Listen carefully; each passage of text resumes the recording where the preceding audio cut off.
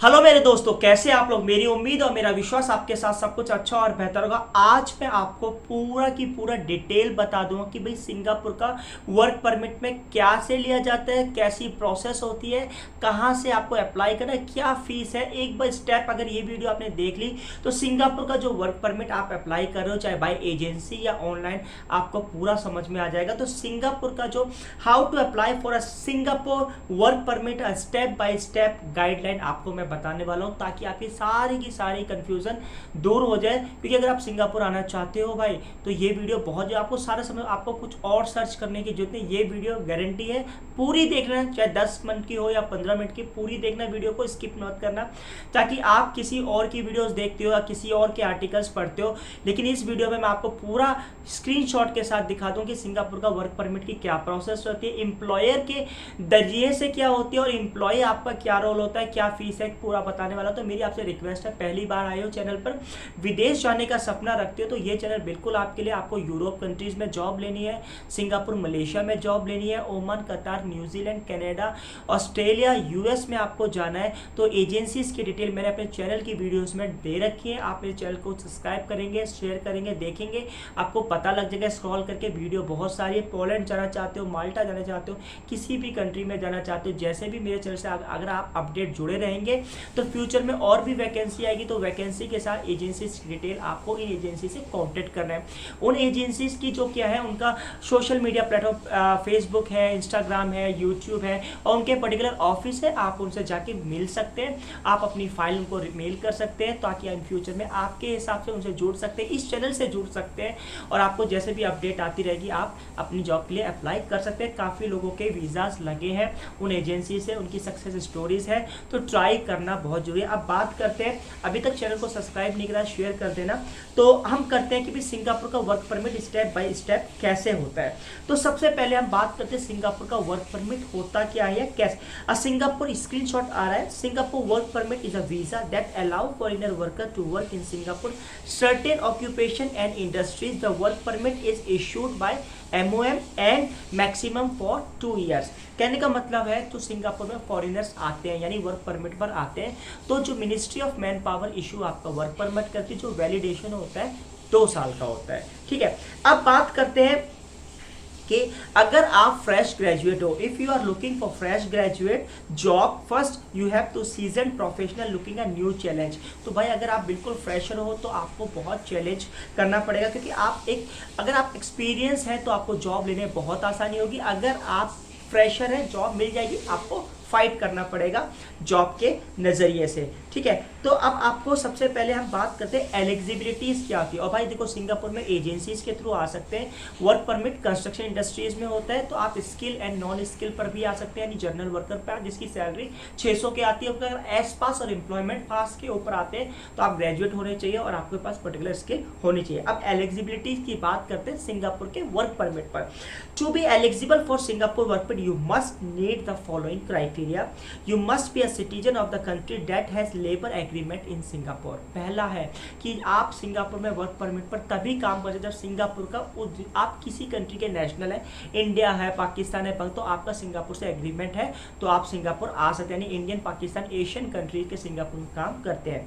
You must have a valid passport and a clean criminal record. आपके पास valid passport कम से कम 2 साल का valid होना चाहिए, और हाँ, PCC पुलिस क्लियरेंस सर्टिफिकेट आपके पास होना चाहिए।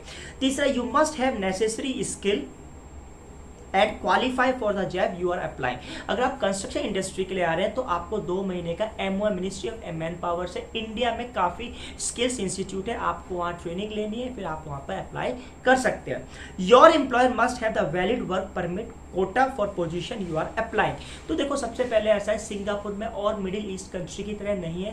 सिंगापुर में आपको एक कोटा चाहिए। जैसे अगर आप कोटा का मतलब होता है कि जैसे रिजर्व सीट्स होती है, कि जैसे हमारा इंडिया में हम कोटा सिस्टम होता है कि भाई इसको SC ST OBC से, सिंगापुर में अगर फॉरेनर वर्कर को किसी कंपनी ने हायर करना है तो एक कोटा का सिस्टम है। अब वो कोटा का सिस्टम क्या है, एक जनरल आइडिया कि अगर 10 सिंगापुरियन काम करते हैं तो 3 फॉरेनर्स काम कर सकते हैं।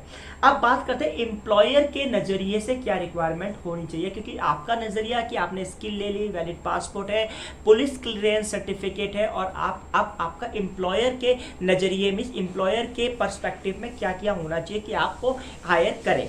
तो in addition to requirement for foreigner worker, the employer must also meet certain requirement in order to sponsor of a foreigner worker for Singapore work permit. यानी एम्प्लॉयर को भी कुछ रूल एंड रेगुलेशन, कुछ ऐसी चीज़ें शो करनी है ताकि foreigners are eligible.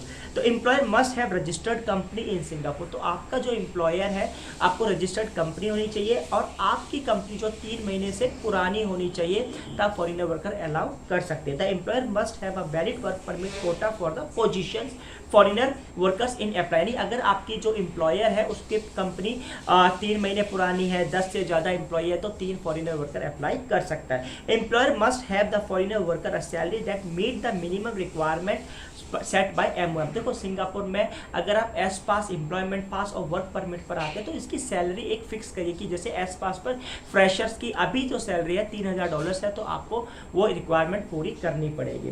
The employer must provide a foreigner worker with accommodation and medical insurance. अभी एम्प्लॉयर जब आप फॉरेनर वर्कर हायर होंगे, आप यहाँ आएंगे, तो एम्प्लॉयर को आपका मेडिकल इंश्योरेंस एंड एकोमोडेशन का भी अरेंज करना पड़ेगा।